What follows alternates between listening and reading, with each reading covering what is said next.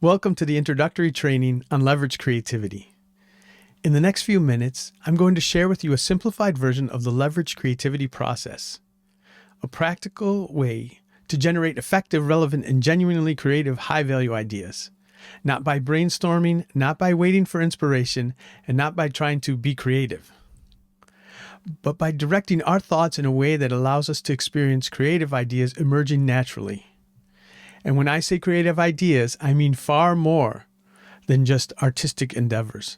I mean better products, better processes, better solutions, better strategies, better ways of approaching difficult problems. In the full course, I go much deeper than what you see here, but even this simplified version can dramatically improve the quality of your creative outcomes. And before this training is over, together we'll walk through an example so that you can take this process with you and run it through yourself anytime. Okay, the simplified process we'll use today follows something very similar to the 3 core steps of the full leveraged creativity process. When you want to aim for a high-value creative result, you do this. Step 1, define the context. Step 2, define the purpose.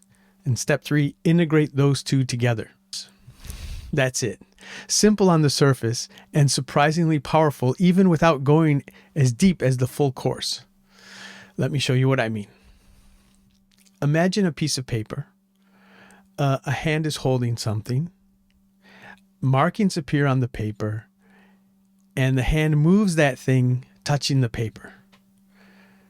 And those markings are being used to communicate thoughts to someone looking at the paper. Now, what is the object in the hand? Most people immediately think a pen or maybe a pencil, but it could also be a marker, a paintbrush, a rubber stamp, or even something else unexpected that still fits the situation. Notice how the object was never explicitly named. I only gave the context, paper or markings in the hand, and the purpose, the communication of thoughts. And from just those 2 things, your mind naturally started generating possibilities that could fit both. That natural emergence of ideas is foundational to leveraged creativity. Now let's review each step of the simplified process, and then we'll do a working example.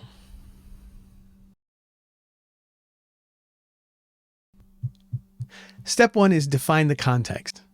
And most people treat context like it isn't important, but context is one of the hidden drivers of creative outcomes. Everything happens within a context, and often we experience a context before we understand the reasons behind it.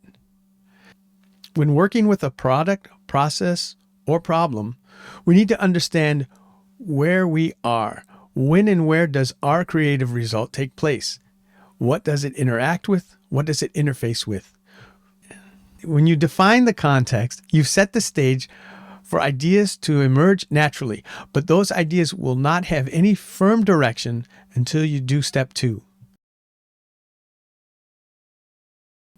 Step 2, define the purpose. What is the purpose of what we are creating? What is the creative result meant to do? What is the actual goal? This is the why. There are often multiple purposes in a creative outcome that need to be fulfilled. Sometimes there's even a hidden purpose we never realized before. Regardless, creative, high-value ideas always serve a purpose. Once we've established the purpose, we are ready for the next step.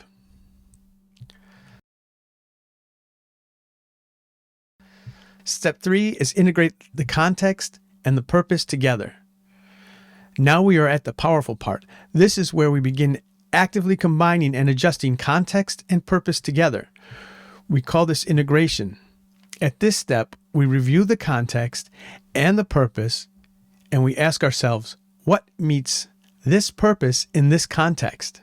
Do any ideas just emerge automatically? If yes, we can take those ideas, and if they meet our needs, we're done. We can go with them. But if no idea emerges, we can go back and iterate through the process. Iteration simply means we review and adjust the context and the purpose and see what emerges from the review and the adjustment. For reviewing and adjusting the context, we ask, did we capture everything? Is there a smaller context that fits better? Or do we need a wider context? Or are we missing any details that would present more opportunities? And we do something similar with the purpose. Did we capture enough or too much? Is there a bigger purpose to be considered? Is there a sub-purpose that is more appropriate? Then we come back to the question, what now meets this purpose in this context? And see what ideas come up. And you can continue to iterate and integrate, refine context and purpose, and notice how they interplay, and asking what else meets this purpose in this context. And so those ideas begin emerging naturally without feeling random, because you became more aware of all the pieces that flow together in harmony. And that cannot help but generate creative outcomes. It is this interplay between the context and the purpose that can eventually lead to a realization of a high-value idea. This is how creativity starts feeling more controllable and systematic, and stops being random. Now, there's an important reflection to be made here. If a product, a process, or a problem feels difficult to be creative about, usually the problem is not a lack of creativity. Usually the problem is that context and purpose haven't been clearly articulated to the degree needed. If the context is too vague or too specific, and the purpose is too wide or not specific enough, our minds won't find the perfect solution. But that is the beauty of this process, because you can iterate in the direction that fits the solution you are looking for. Get specific or get general. You are in control. And the process facilitates you. And another thing, if we find we are missing the context or the purpose completely, then we have no stable direction to work from. And that's why being told, just do something creative, usually doesn't help. No context, no purpose, nothing to do. And yet, just like the pen example, once context and purpose become clear enough, ideas often begin falling into place surprisingly quickly. And once you get good at this process, you may discover something unexpected. Sometimes it becomes difficult to actually stop the ideas. Okay, let's apply this to a working example. We'll revisit the pen example from earlier, but this time, instead of merely identifying the object, our goal is to generate higher value ideas for improving the ordinary pen. And remember, we are following the same three-step process. Step 1, define the context. Step 2, define the purpose. Step 3, integrate those two together. So let's begin. Step 1, define the context. At the simplest level, the pen exists between the hand and the paper. That alone gives us a meaningful contextual frame to work within. Now, something important to understand about context is that it exists hierarchically. That means we can explore context in different directions depending on where useful opportunities begin appearing.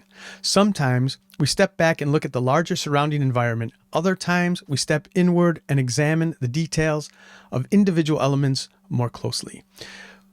And importantly, we do not need to explore everything. The ability to intentionally limit the contextual frame is what makes this process scalable. You can apply it to something extremely simple or something enormously complex. For now, let's stay fairly constrained. The hand has fingers, skin, grip, fingerprints. The pen has a tip, ink, a body and weight. The paper has texture, thickness, and size. Already, there are many possible relationships and interfaces between these contextual elements, and these will sit in our mind as we go on to step 2, which is define the purpose. At a basic level, the pen exists to place markings onto a surface for the communication of thoughts. But our purpose here is broader than that. We want to improve the pen in some meaningful way. And just like context, purpose can be modified. That means purpose can be broad or narrow, general or specialized, like we said earlier.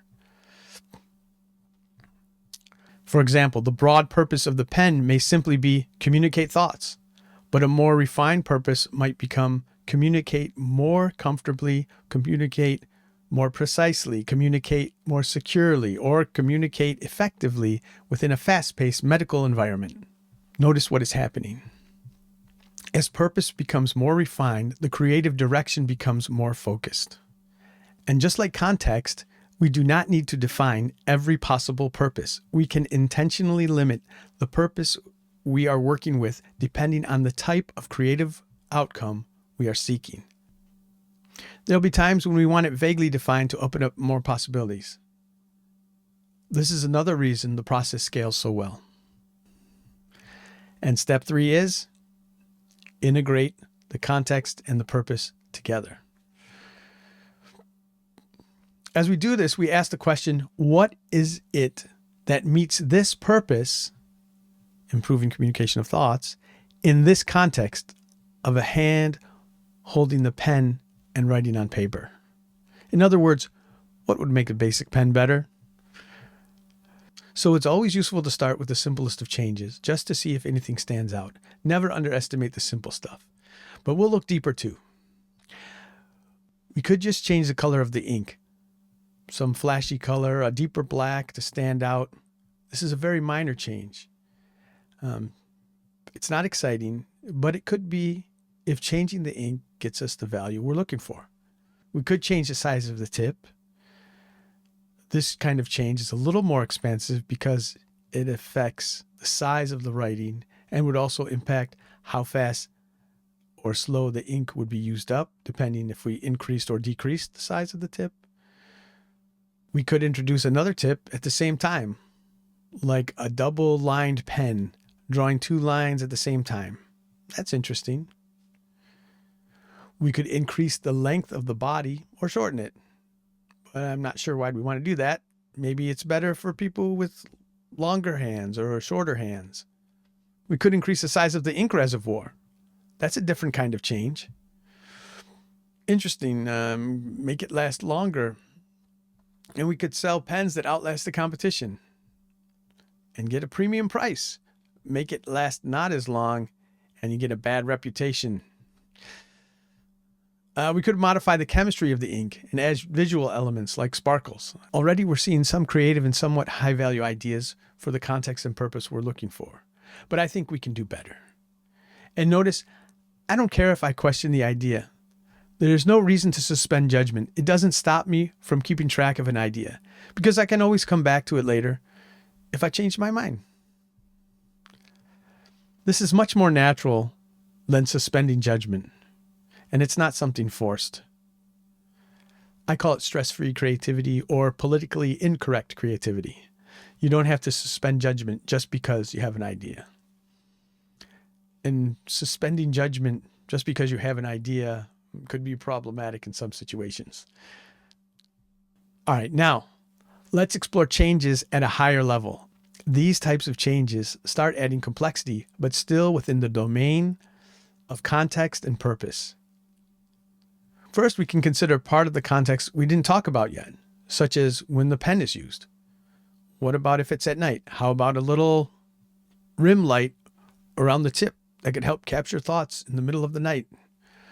Then there's the hand grip of the pen. What if pressure of the grip was linked to the flow of ink? More pressure means thicker lines, less pressure means thinner lines, or changes of the shape of the tip due to pressure. Interesting. What if we wanted to have a consistent amount of ink when we write? We could engineer a ballpoint tip such that it would dispense less ink when moving slower and more ink when moving faster, giving an even amount of ink per distance drawn out. Let's try to go a little deeper. What if we wanted a higher level function than just communicating thoughts?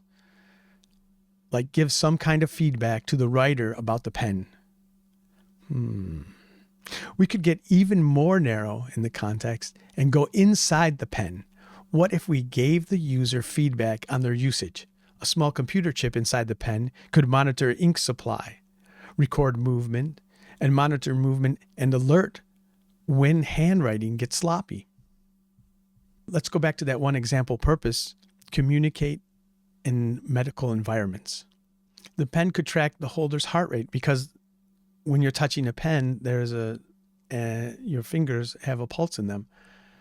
There's also a sensor could be added for temperature. There could be a little radio for emergency communications, a voice recorder. It could have GPS to track location. No more losing pens. And that's a lot more communication from a pen than simply writing some markings to communicate thought. We may have transcended the paradigm of the writer and the pen at this point. And isn't that a high-value idea?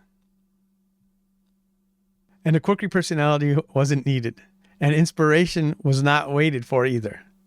It may have come, and we welcome it, but we put in the effort first.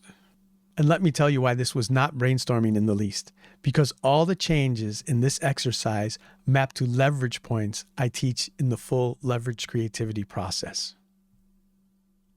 And what you saw here is only the beginning. The full leveraged creativity process goes much deeper and includes how to recognize leverage points and how to systematically guide creative outcomes towards more powerful and valuable results. Because there are leverage points in both the creative process and in the creative result. And learning to recognize those leverage points can completely transform the quality of your creative outcomes. That's what I teach. And if you found this useful and would like to explore the full Leveraged Creativity course when enrollment opens, please join the waitlist. You now have the simplified version of the Leveraged Creativity process. So take what you now have and use it, practice it, experiment with it. Apply it to products, processes, problems, and anything else where you would like to have a creative result. Then, in the not too distant future, when you decide you really would like to go further by learning to identify and use leverage points for even better results, you can always come back and enroll in the full Leverage Creativity course. And that really would be a high-value result. I hope you found this useful. If you'd like to share your feedback with me, just email me at randall@leveragecreativity.com. I'd love to hear from you. Thanks for letting me share a little bit of leverage creativity with you today.